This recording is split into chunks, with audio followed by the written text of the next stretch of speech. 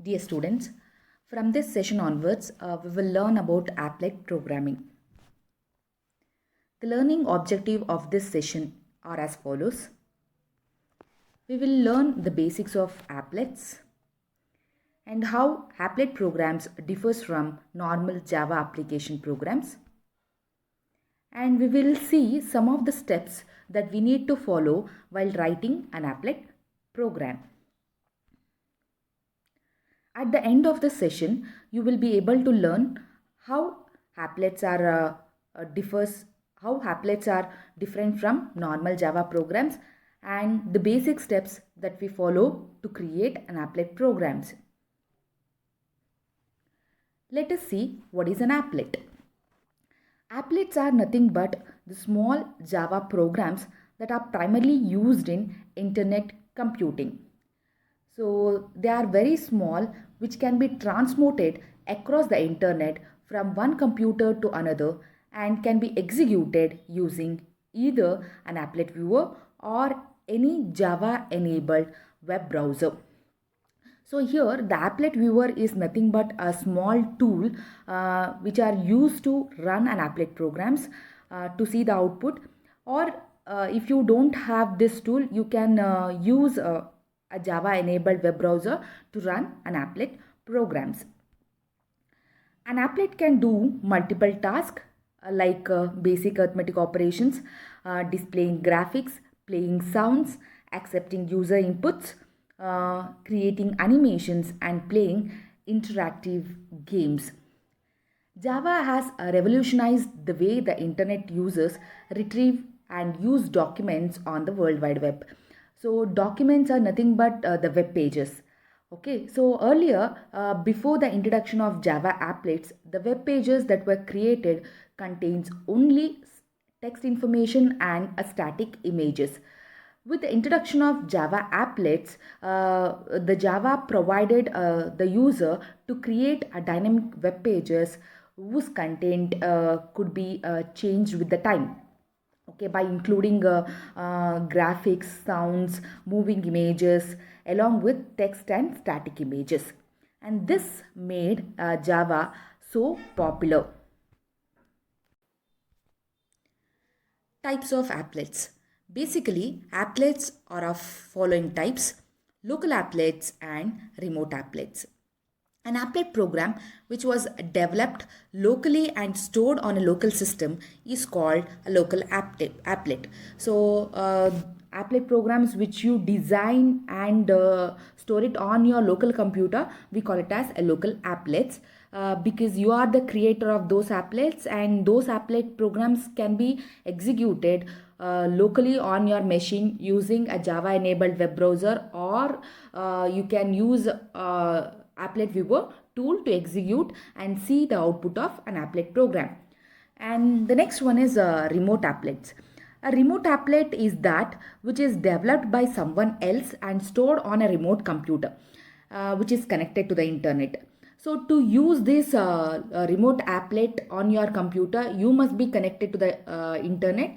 And once you connected to the internet, knowing the address of the remote applet where it is stored, by using URL of that applet program, you can access that applet and you can download it on your onto your computer from the remote machine, and you can execute locally.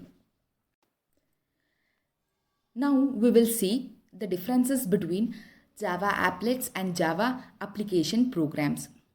Although both the applets and standalone applications are Java program, there are some significant differences between them. Applets are not fully featured application programs. They are usually small code which accomplishes a small task or component of a task. They are not a full-fledged program. Since they are usually designed for use on the internet, they impose certain limitations and restrictions on their design. So let us understand the difference between applets and Java applications. Applets do not use main method like a normal Java standalone programs, because they don't require this main method, because they are automatically executed when you access a web page that contains an applet code. So when the web pages are executed automatically, the applet programs are downloaded and they are automatically executed. Hence, they do not require main methods for initializing the execution of an applet code. So it calls applet class method to start and execute applet code internally. Okay, so there is no need for main method. Next, unlike standalone applications, applet cannot run independently. As I told you earlier, they are not full-fledged program. So because of that, they cannot run independently. They require the help of a web page, which is written using HTML tag. So within an HTML document, we embed an applet code. So to execute an applet code, you must execute an HTML document. Okay, so because of that, they are not full-fledged programs. They cannot run independently. They take the help of a web document which is written using HTML tag. So HTML is understood by the web browser. So but the Java code is not understood by the web browser. To understand Java code, your web browser must be enabled with Java. Then only your applet program can be executed by the web browser.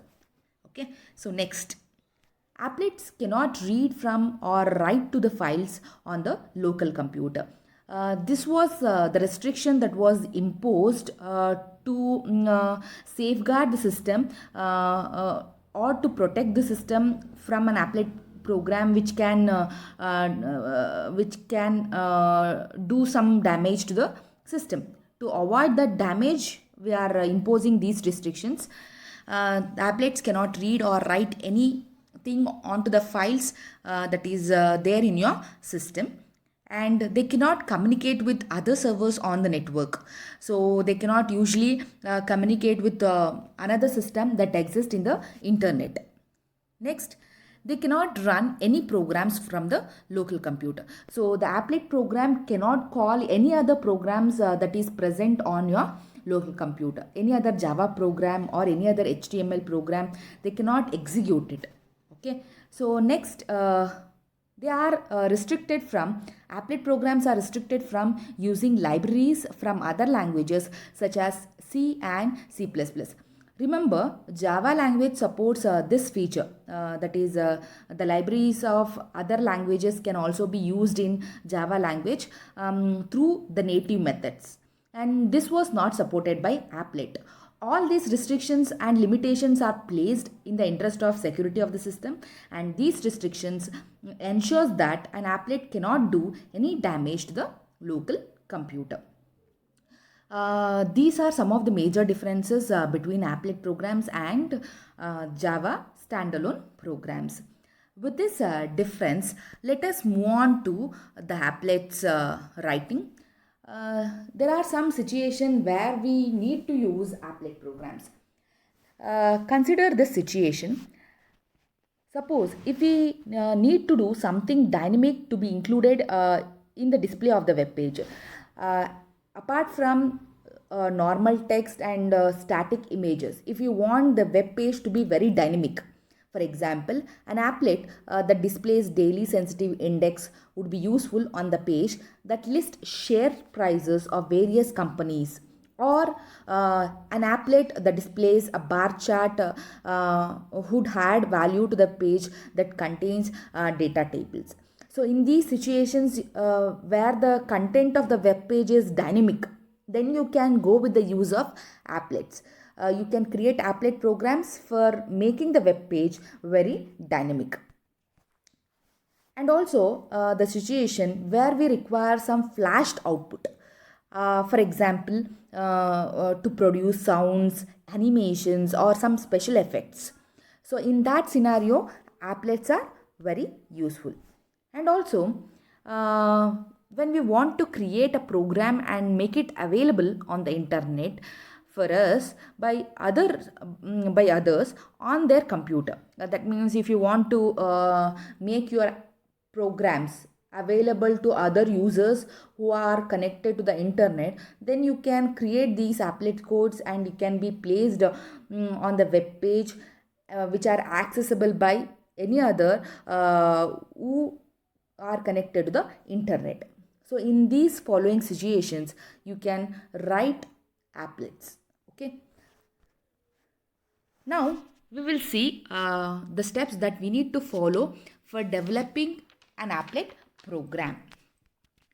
The first step is building an applet code. That means this step is very similar to the creation of other Java program, like we create a .java file. Okay, so within this .java file, we will write a Java program, which is a small program, and we call it as an applet code. And in the subsequent session, we will see how to write this applet code. That means how to create an .java file which contains an applet code. The second step is creating an executable applet.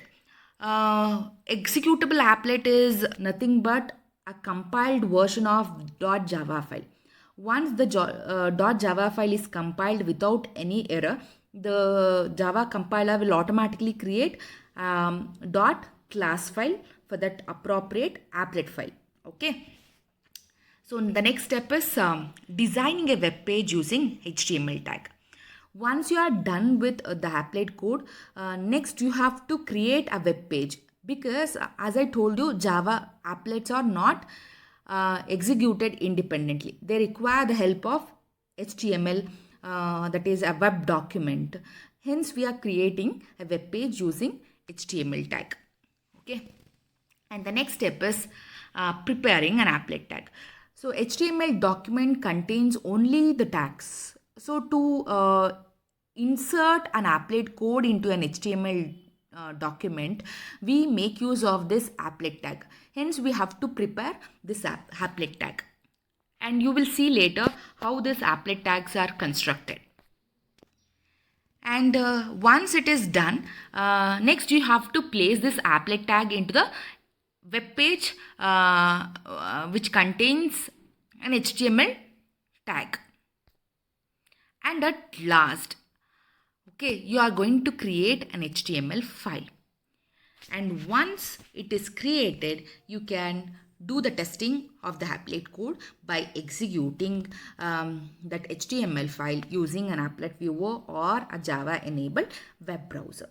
So each of these steps will be discussed in our subsequent sessions. Thank you for your patient listening. We will